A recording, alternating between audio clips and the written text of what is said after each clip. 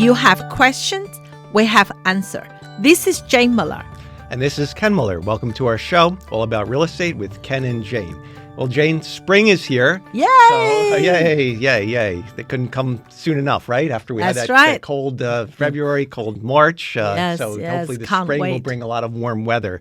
Yes. And so with spring comes our annual 2024 spring maintenance tips to keep your home in tip-top shape, regardless of whether you're selling your home or just, you still should do these maintenance things to keep it, so you prevent a little problem from becoming a big problem down the road. You know what, Ken? You're absolutely correct.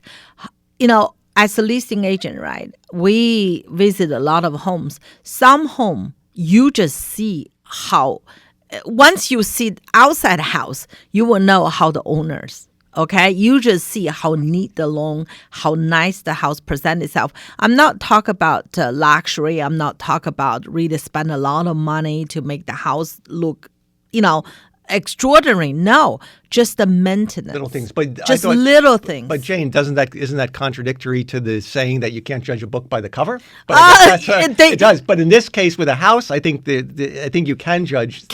Usually, if the appearances for the exterior of the house correlate with the appearance in the inside, right? Whereas a book, you could have a worn out cover, but the contents could be rich and vibrant, and it could be same with the house. That's a good. That's sometimes you go outside, you look, that's need a little bit of care and loving. Right, when you go inside, oh my God, this house was so beautiful. Right. So that's you're right. But Ken, if you said don't judge book by the cover, I think the luxury car market will collapse. Right. Why people buy the luxury car then, right? Oh yeah. They still judge a little bit. You shouldn't, but people do. But they do, right? But when it comes to the home buying, they do, because that's just natural, because the exterior is part emotional. It's emotional. It's part of the house, and you want to buy it just like you. Why do you wear certain clothes? If you have to have a certain exterior appearance. Yes. To get people attracted to the house, so they go inside the house. Otherwise, they'll be absolutely. Yeah. So. All right, so we have a lot of spring tips for PM maintenance, preventive maintenance. The first one relates to the HVAC system, which is your furnace and your air conditioning system. Change the filter. The filter should be changed at least twice a year. So the fall time and the springtime are good times to do it. At least twice, preferably every 3 months. And you want to do this for two reasons. Number one, you want a clean filter for health reasons. You don't want to be blowing the dirty air. So you want to make sure your filter is changed for that. And secondly, the filter should be changed because if it becomes dirty, it makes the furnace work harder to circulate the air. Think about it, if you have a blocked filter with a lot of debris in it, then the air circulation can't occur, and this could even cause the furnace unit to shut down. We've had that happen with clients in the past. Just like very simple, Ken. If you climb up, 5 stairs to a building, right? If you do yourself, you versus you have to carry 50 pounds on your shoulder. Correct. That's what it is. The filter is that extra pound on your shoulder. So by changing the filter, you make the machine work last and extend the life of the furnace. And the AC. So, but by your analogy, then people go to the gym and they actually put weights and they do squats and they put heavy weights. But that's the whole purpose for doing those exercises, to extend your life so you make your heart stronger. But it doesn't work with the equipment. That doesn't work with the equipment. I'm sorry. I wish that gonna work. No, it doesn't work this way. Otherwise, you should. Some people would get HVAC professional to check the system at least twice a year. Say, if every year, in April, May, depends how hot the weather. If you have a suddenly hot weather, a lot of people first time turn on AC or vice versa in fall turn on the heat. They may not work. They have to call people. You have to pay, extra to get people in. So always better to have someone regularly service your HVAC, so you don't have surprises. Like a car, right? The better you service, the longer the machine work for you. And so the few in long surprises, run, the few unexpected surprises you'll have, which will make your life smoother, easier. And in long run, it's cheaper. Right. So a lot of people believe in the PM, preventive maintenance. That's absolutely correct. So that's for sure. Yeah. Mm-hmm. That's being proactive versus reactive. Yeah, I think, I mean, the rule of thumb is, every time we all have to adjust our time, right? The daylight saving, right? So when daylight saving start, you should really remember to check your HVAC, change the filter, change the battery. I know you're going to talk about it. Change the battery, change the smoke. That's something to remind yourself. Just and full as well. So every time you change the time, you will train your brain to do certain things. Right. So you'll cover yourself. Right. So you won't forget. So the next thing we're going to talk about is a life safety thing relating to the smoke detectors and the carbon monoxide. Everyone who's a homeowner, or whether you own the home or rent a home, you should please make sure that you have working smoke detectors and carbon monoxide detectors in place outside the bedrooms, the sleeping areas. Now, sometimes the inside depends. Yeah, you could have them inside of it if the house is in the newer, since 2000. Then you'd have the electric smoke detectors in the hallways as well as inside the bedrooms of each bedroom. Correct. Yeah. Now the older homes, they have battery smoke detectors, and you can still utilize the ones the ones that have the pop out batteries where you have to change those. Those are the ones you'd have to change on a regular basis. However, if you're going to sell your house or you're going to rent your unit out, those types of smoke detectors are no longer allowed to be used. They have to be replaced with a 10-year sealed battery smoke detectors. That's a new state law. But if you're a homeowner that's been living in your home the last 15, 20 years, you can still utilize the smoke detectors that have the batteries that can be popped out and changed. And then the fall and the spring are good times to check them and make sure they're working properly. Right. Yeah, always checking because that saves lives. Right, and also equally important are the carbon monoxide detectors, which again all have pop-out batteries. So you just want to push them and make sure that they're beeping and they're in operation properly. Check them. Right. Yeah. So that's just a life safety thing. We can't stress enough how important it is to make sure that that's all in good working order. Yeah, that's really not regardless whether you want to sell your house. And that's totally irrelevant. This is just maintenance for the homeowners or the renters, right? Just check for your own safety. Check, few minutes can save lives. Right. Yeah. And it's unbelievable on that note. Sometimes we've gone to houses and, people make the mistake of, having, thinking that the smoke detectors are a nuisance. So they might have one in the hallway. And when that happens, they do a lot of cooking. So you find out that they've disabled the smoke detector, which is a big, big mistake. I think that's why a lot of the rule was changed to require, like the older homes that used to have the pop-out batteries, that the law was changed to mandate that when those homes are sold or rented, that they need to now have 10-year sealed batteries because they want to prevent people from disabling the functionality of the smoke detectors. Absolutely. So that's something, yeah. Because by having important. the 10-year sealed battery, you'd have to literally climb up, access the ladder, and I guess you could still disable it if you just remove it. But it's something. It's there for your life safety. So there's a reason if it beeps, if it's annoying, if you're cooking,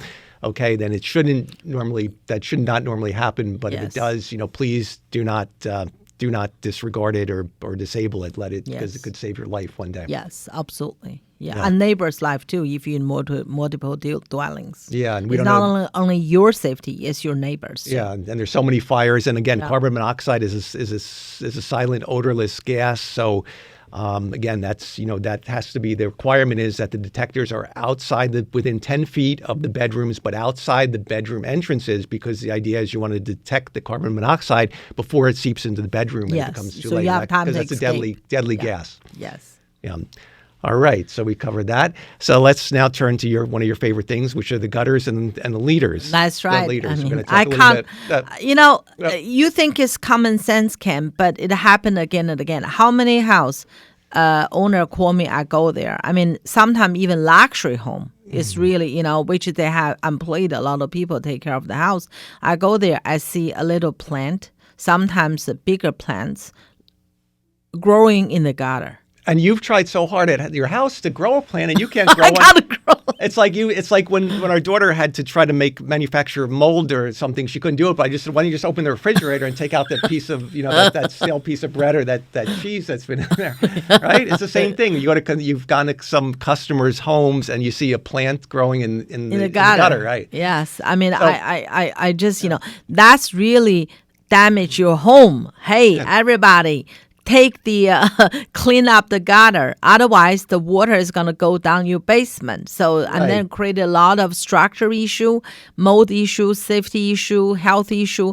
A lot of. I mean, I think the house can. It's like someone's health, right? If you go annual check. And you can void 50% of the or more problem. Or if there's a problem, you can solve them and very, very at the beginning stage. Right. So either you clean the gutters on a routine basis of like twice a year, the spring and the fall, as we discussed, or you clean them and then you install some type of a gutter guard system, because the gutters are so important because they collect, their purpose is to collect the rainwater from the roof and what falls, and then direct it down to the leaders, and then the leaders are to divert the rainwater away from the house. Yes. So that's that's quite half.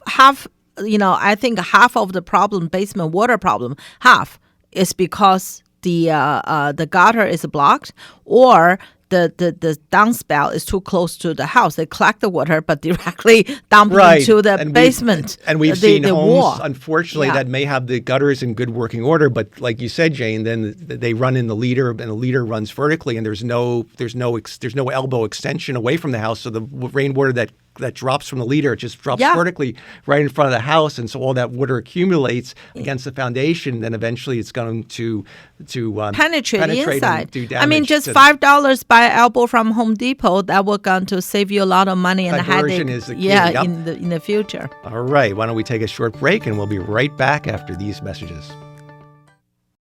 Okay, welcome back to our show. We're discussing preventive maintenance tips to do for your home. So we were discussing the gutters and the leaders and how important it is to maintain them clear and free, and to make sure your leaders have extensions on them so that the rainwater that's draining from them drains away from the house. You don't want that water. You don't want to have the clean gutters and have the rainwater dump right next to the foundation, as we see, unfortunately, a lot of times, because it will degrade, wear out the foundation, and you're going to introduce a lot of water directly next to it, which will eventually damage the foundation and cause water infiltration. Yeah. So that's key. Yes. And also one thing I think that people should do in spring and every spring is have a look what things you don't need. Throw them away. Oh, we were going, Jane, we're going, no, we're not done with the landscape. I'm sorry. Down the road. I'm sorry. So now we're going to talk about, while we're on the topic of the exterior, we're going to talk about do a house walk around the exterior to check your landscaping. You want to look at your soil pitch. And again, you make sure the soil is pitched, you have adequate soil pitch away from the foundation, not going inward, because if it goes inward, the water is going to flow towards your foundation. For those reasons we discussed, that's not a good thing. So again, the soil pitch is good. If you're going to do landscaping, spring's is a great time for planting. You should check, the research, what type of plants and shrubs you want to put in, and make sure that they're planted. You want to leave ample clearance between the shrubs, allowing for future growth, to make sure it's not going to grow too close to the house, because if you get roots or anything, that again could damage the foundation. But you want to plant them a certain distance and then allow for growth, and of course pruning is good. But that's, and also when you plant something in the front, right, the roots, be careful. Certain plant a very aggressive root system. Say I had quite a few issues in the past. The homeowner had a blockage with a sewer. So called the professional, realized the roots somehow cracked, get into the pipe, right, the sewer line, and then they grow in there, and that's cost a lot of money to clear that, cost a lot of money to replace the sewer pipe. But most of the cases, if you plant your trees or shrubs away from that that would help. Right. And you in conjunction research with that, you research have to the call species before you dig, Yeah. too. Yes, you That's can't dig. You have to by call law, before you have you to dig. call the New Jersey hotline, call before you Yes. dig Yes. number, and they have to mark it out, give them about 10 days so they can mark out the gas line, the cable line, Yes. the water lines, just as a precaution. You don't want to be digging and then encounter one of them. Yes, That's by and once again, you know, don't just look at how pretty the plant or shrubs or trees, right? You have to research the root system. You know, make sure you don't get anything has a very, very massive root system. And if you do, make sure you plant them far away from your house. That's Right. all. I think you had a story in the past, or one client that had a lot of bambooo, and they Yes. didn't realize Oh, how, my how God. aggressively that regenerates itself. Oh my right? God! At the end, right? We had a client, right? They always from China. They always love bamboo, so they put a little bit of bamboo there. Oh my God! The whole house had a bamboo, and they shoot. You don't see anything. 3-5 years later, they everywhere. They just shoot up. It's really at the end it costs them a fortune to get rid of it. That's really, I mean, you really have to study. I mean, the plan, so understand the risk of it. Yes, absolutely, you can. Right. Yeah. And then in conjunction with the exterior, another good thing to do is check your landscaping for overgrowth on the roofs. We've had clients where the insurance companies get involved, and sometimes they mandate that if the branches are overhanging too much or too close to the roof, they want them trimmed. Yes. So they have to be trimmed away, and that's for the health of the roof. You don't want you want to avoid animals having access to the roof, like squirrels. Yes. So if there's branches literally on top of the roof, that just provides an easy way for the squirrels and other things to I climb. think And also- number one, don't put the trees too close Right, to the house, because as you said, the leaf can fall on there. They can block your gutter, and then the They can branches create block moss the by blocking the moss. sunlight. So, Yes, right. they But I'm reduce saying- the roof lifespan, and then the animal can climb up there. And then, God forbid, if it's a big storm, if the tree has issue already, they may fall on your house too. So there's and then if it's too close to the house, they block a lot of sunlight to the house. Right. So there's a lot of negative thing about big tree too close. I mean, I love tree. Don't get me wrong. I mean, where we live is more country-like. We love trees. We're not tree haters. We love trees, but make sure it's far away from the structure.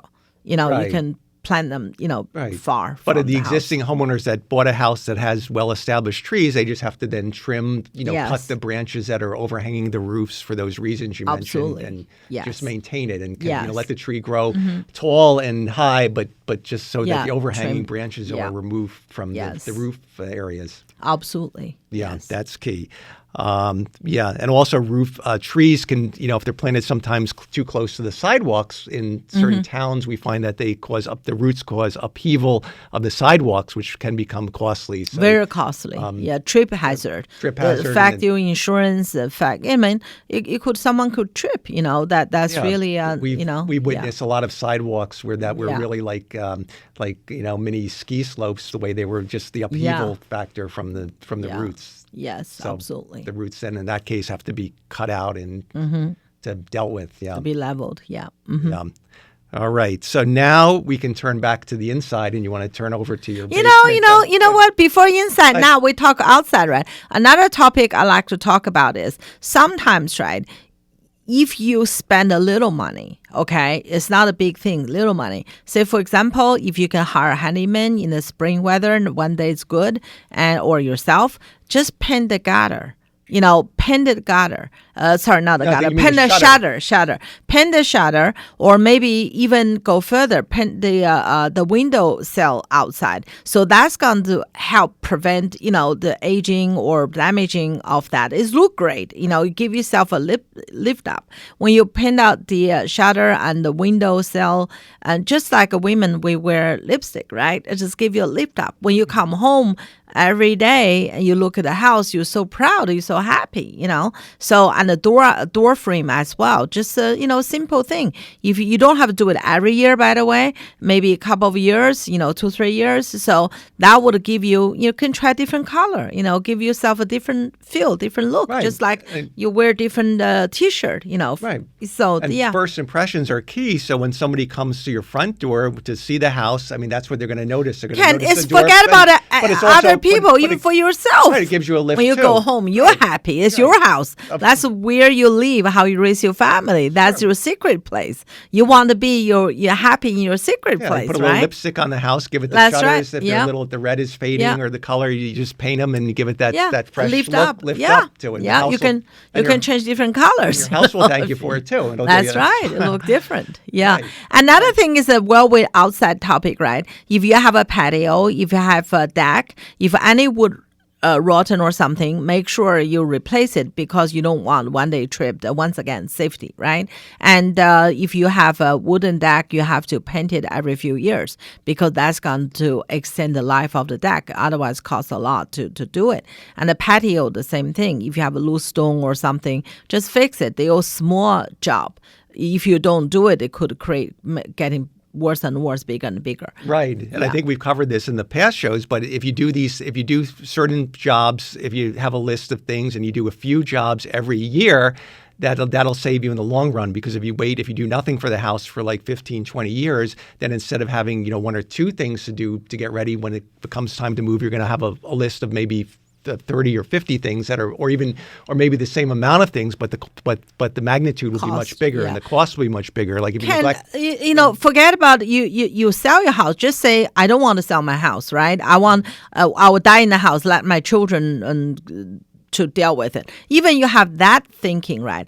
But after a year, 10 years, 20, 30 years, you may have a problem. You have a basement problem, you have mold problem. This affects your health. Right. And it's going to cost you a lot of money to fix the problem. Right. It's not what we suggest here is not for you to sell your house. Right. It's how you live there. Upkeep your house. Yeah, how do you enjoy your home? Right, because like you said, if you don't maintain the gutters, then if leaves continue to grow and you get plants in there, that adds weight. So besides blocking the water problems and causing the water infiltration in the basement, you're also going to eventually the gutters will break, and you've seen a lot of cases where the gutters start to curl down, and then you create much more costlier problems with the replacement plus the water issues with the mold and the basement problems with cracking, and likewise with the exterior with the trees and with the bushes and the underlying root problems. Those could all become big problems, and we've seen this, and so it's not scary. But every week that's why. But if you can really do these basic maintenance things, just walk around the house, and certainly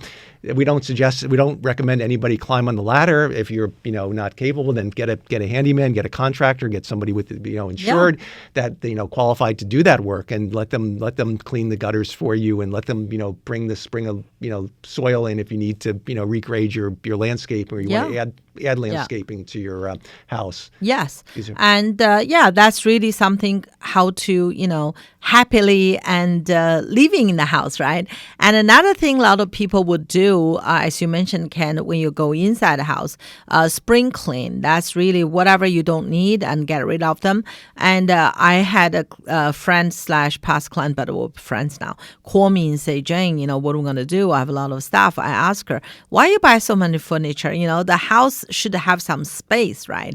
A lot of time, right? If any furniture you don't need, you get rid of them, right? Mm-hmm. And also, if you move the furniture around in the house, like redecorate it, you may want to just paint one side of the wall. Say, for example, living room, you just paint one side of the wall or change things around, give you a new feeling like you moved to a new house, And the springtime, clean the window, clean the thing, give a spring clean. It's really emotionally you feel much better. I think decluttering, there's a lot of health benefits important. to it. I think that's important because it makes any space feel bigger, regardless if you're living in a 1,200 square foot house or a 5,000 square foot house. Yes. It's just decluttering is just a healthy thing.